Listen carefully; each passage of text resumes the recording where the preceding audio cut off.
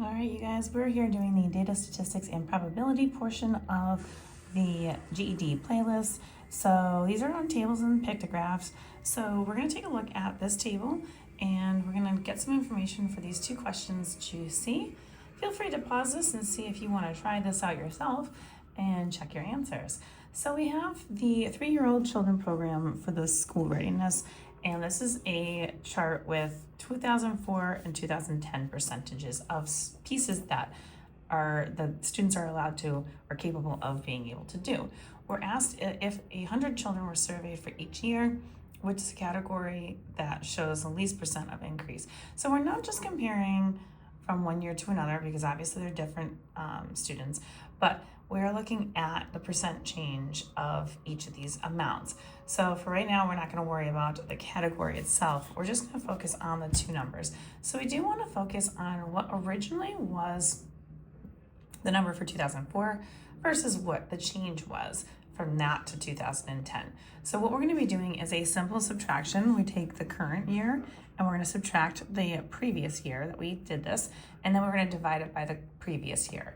And that's going to give us what the percentage change was for the students. So we do have 100 children that did this. So what we're going to do is just show you all the different categories here, starting with 17 minus 11.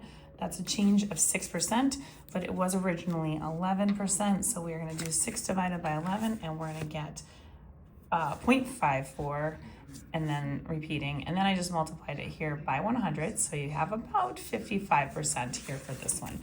So this is a 55% change here. Now we're going to do the same thing with this next one. So this is a 10% difference. So we're going to do 10 divided by the original amount, which was 37. And you can see this is 0.270. And we're going to multiply that times 100, or just move that decimal place over. So you've got roughly 27% change on this one. So we'll do the same thing here. This is a change of 12%, and that is 12% out of what originally it was, which was 22%. And again, you multiply this times 100, or move that decimal, and you're gonna get 54.5, or roughly 55 in this one too. So again, we're not just changing the difference between the two percentages. We're not just saying, oh, it's a 12% change. So keep that in mind when doing these. And then this last one over here, this was only a 1% change. And so when we do this, you've got a 1% divided by what we originally started out, which was 66. And this one, as you expect, would actually end up being the lowest. And I multiply it, you get 1.5, or roughly 2% for an answer. So that means that for this one, the last one that we had here, which was reads or pretends to read, would be the least number, which is D. And then the next one, it just says that a community has 350 3-year-olds in 2010. If the chart represents the community, how many were able to write their own name? So for this one, we're just looking for writes their own name. We're going to 34% in 2010, because that's what we're looking for. So 34% of our 350 students.